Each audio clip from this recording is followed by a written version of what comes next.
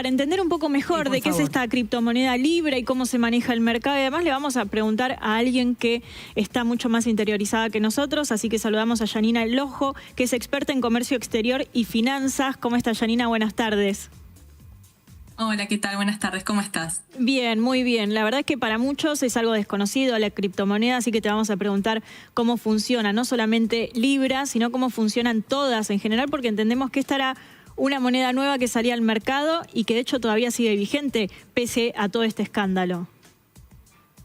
Sí, es correcto, la moneda sigue vigente, está operando se está operando y quedó operativa, no es que dejó de funcionar para nada. A ver, todo esto está sobre la base de lo que se conoce como la blockchain. Son conceptos que escapan de la mayoría de los otros en cuanto al manejo, porque no es el lugar tradicional al donde vamos a operar, ¿sí?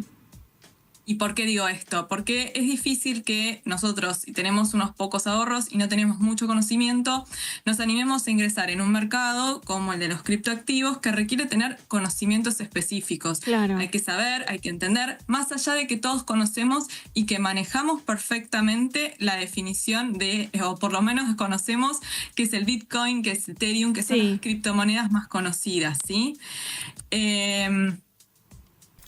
Estoy pensando cómo hacer como para que se entienda de la manera más... Para nosotros que no entendemos nada del mercado bolsa y cripto, para que todos podamos entender. A ver, pensémoslo como activos, ¿sí? Pero que que son digitales, ¿sí? Y que están descentralizados.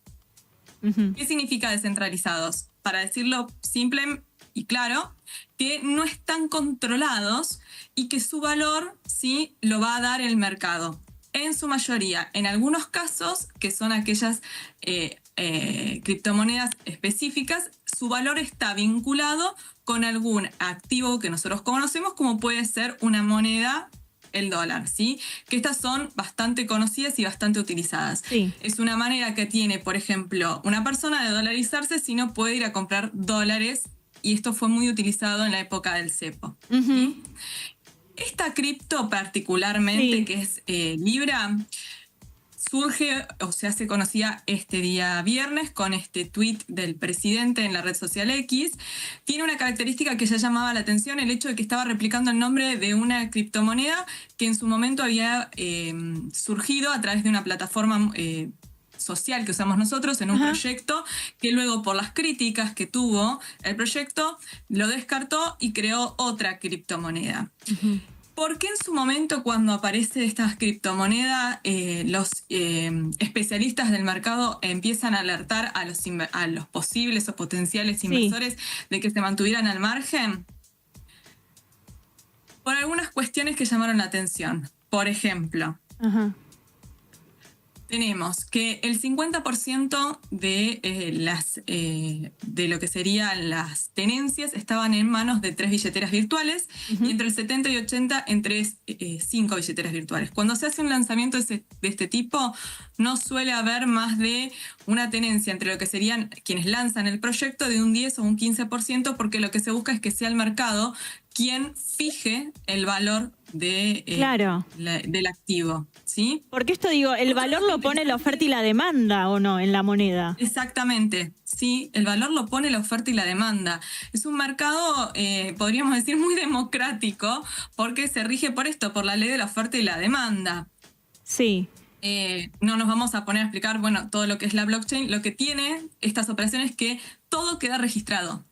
Si bien es difícil de vincular con una persona específica, una persona de existencia real, todas las operaciones están registradas. O sea que sabemos exactamente, y por eso se pudieron identificar estas 5 billeteras a las que se les indicó que tenían el 80% de la tenencia. Otro dato interesante era que, bueno, el sitio web se había creado ese mismo día, que el dominio... Claro, porque eso es raro, ¿no? Digo, para lanzar una moneda al mercado tiene que haber un trabajo previo bastante importante. Esto sonaba raro, que era algo que se había generado el mismo día. Exacto. Y bueno, esto de que el sitio no tenía dominio de Estado, o sea, propietarios de dominio público. Entonces esto empezaba a hacer ruido.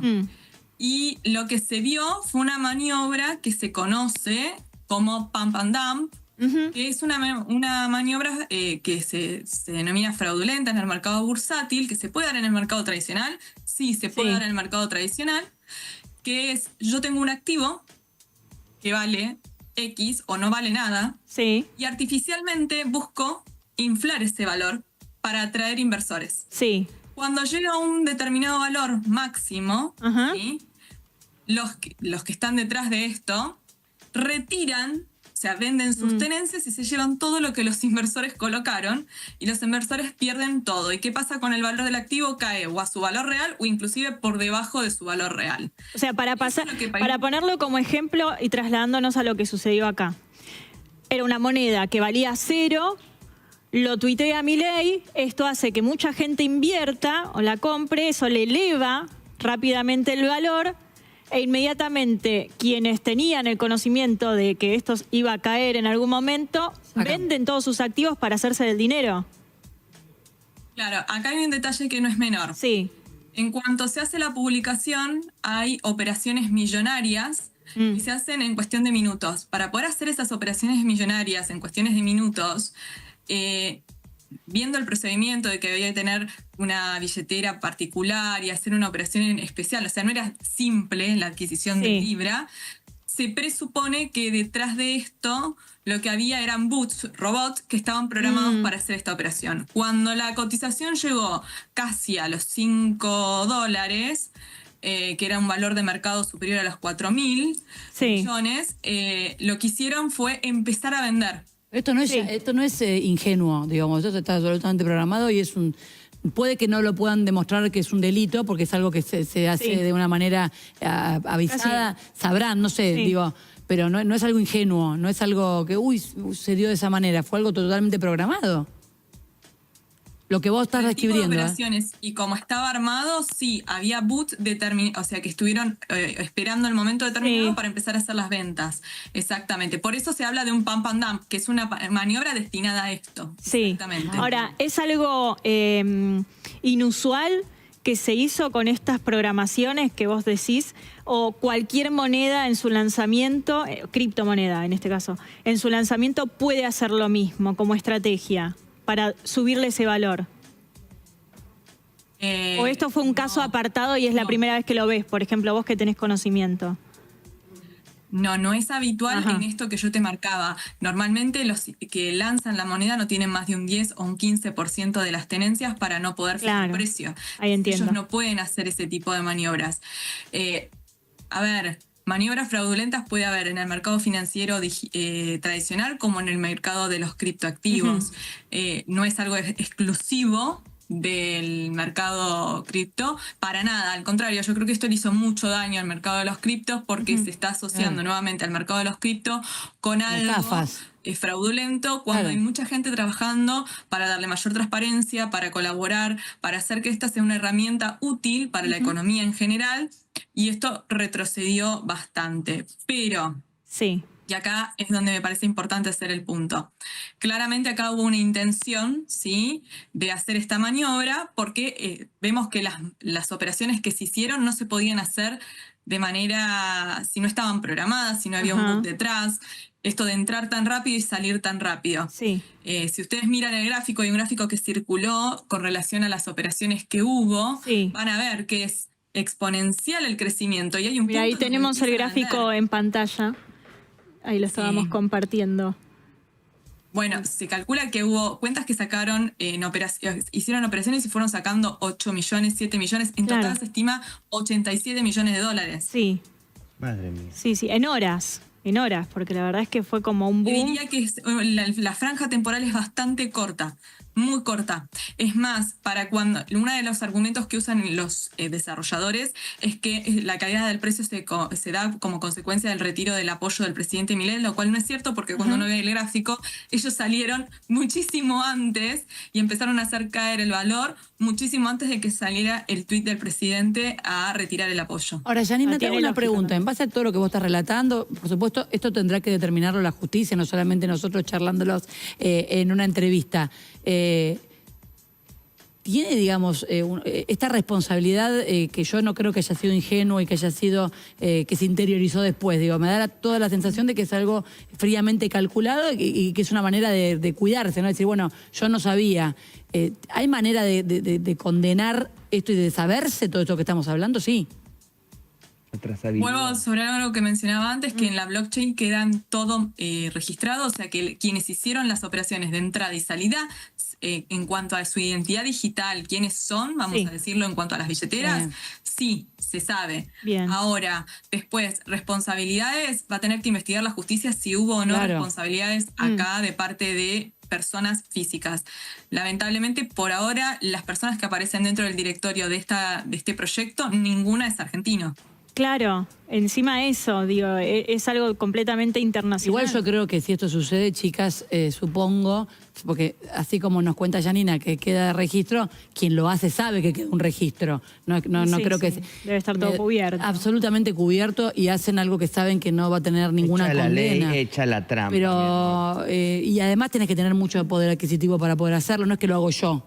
Yo no tengo donde quedarme muerta, me meto y digo, y sigo de largo. Hay gente que me perdió millones y doy por hecho que el que hace una estafa de este tipo, si la hay, la hace cubierto de todos lados. Si no, no entra en ninguna cabeza que lo hayan hecho desde el desconocimiento. Claro. Por cómo estás describiéndolo vos, no estamos acusando a nadie, tendrá que determinar la justicia. Pero me parece que en mi mundo, que es muy chiquitito, 2 más 2 es 4, y es claro lo que estás explicando. No, por supuesto, obviamente. La justicia va a tener que hacer una investigación y va a tratar de determinar quiénes son los culpables, si hay responsables que puedan ser procesados y hay delitos. Eso ya me escapa, eso es algo de la justicia. Va a tener que actuar en consecuencia. Lo que tiene, vuelvo sobre lo mismo, es esta trazabilidad de las operaciones y, bueno, identificar, aunque sea digitalmente, hacia dónde o cómo se movieron los fondos. Después de ahí, que se pueda vincular con una persona física, una persona de existencia real. Yo voy a tomar el ejemplo del caso de San Pedro, ¿sí? Se habló muchísimo hace unos meses atrás y que ya prácticamente no se está hablando. En ese momento también, o sea, identificar quiénes eran los responsables, una cosa o la otra, pero por el momento la justicia lamentablemente no ha podido avanzar ni emitir ningún tipo de situación.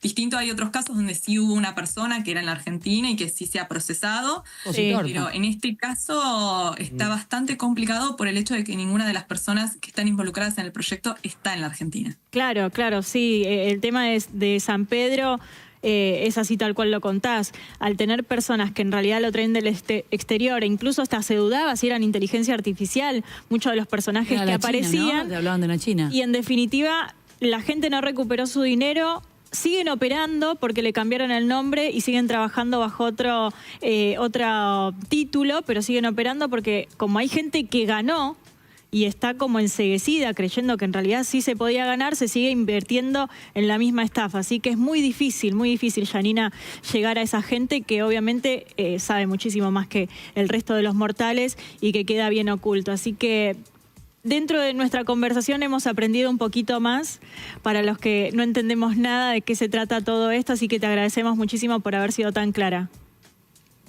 No, gracias a ustedes, y una cosita más que me parece que es importante remarcar. En este caso particular, quienes han sido principalmente perjudicados son personas que operan normalmente en el mercado de las criptomonedas, porque no, vuelvo a repetir, no era una operación sencilla de llevar adelante. Claro. Tenemos otros casos, como el caso de San Pedro, donde pueblos enteros quedaron atrapados por esta estafa. Sí, y que era gente que iba con su puchito de plata e invertía. Acá, si yo hubiese tenido 2 pesos, claro, tenías que tener un conocimiento. Hay que tener un conocimiento y quienes operan en el mercado cripto a veces están más acostumbrados a manejar la volatilidad que suele tener el mercado de los criptoactivos, ¿sí? Que es distinto a la gente que confió en este caso, en lo que fue la estafa de San Pedro, que puso lo que tenía y perdió todo, ¿no es cierto? Sin duda, clarísimo. Te agradecemos mucho, Janina. Hasta cualquier otro momento. Un placer. Gracias.